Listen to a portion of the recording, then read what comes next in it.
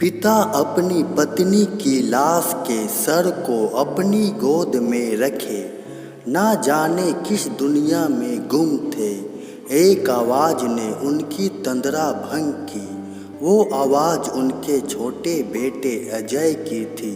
अजय, संजय नहीं आया, चल जल्दी फ़ोन लगा उसे, पहली ही फ्लाइट से वो आ जाए।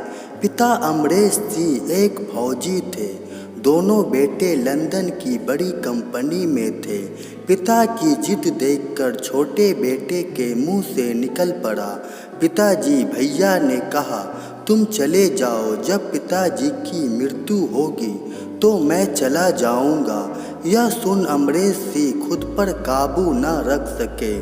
खुद को संभालने की पूरी कोशिश की, पर होनी को कुछ और ही मंजूर था।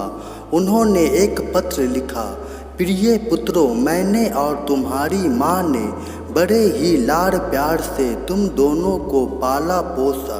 जिंदगी की सारी खुशियाँ तुम दोनों को देने की कोशिश की। जब तुम्हारी माँ अंतिम सांस ले रही थी तो मैं उसके पास था। वह मरते समय तुम दोनों का चेहरा देखना चाहती थी।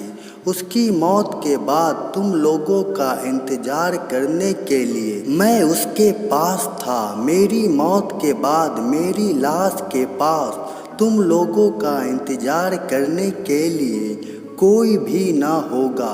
सबसे बड़ी बात यह है कि मैं नहीं चाहता कि मेरी लाश निपटाने के लिए तुम्हारे बड़े भाई को आना पड़े।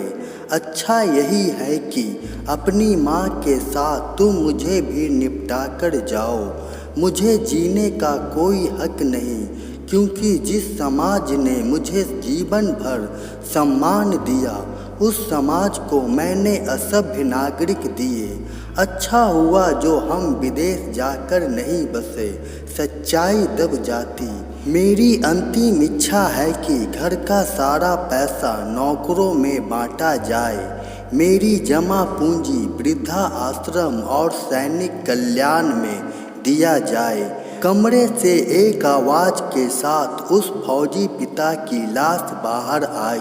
दोस्तों, यह क्यों हुआ, किस कारण हुआ, कोई दोषी है या नहीं, मुझे इसके बारे में कुछ नहीं कहना, पर हाँ, हम किस ओर जा रहे हैं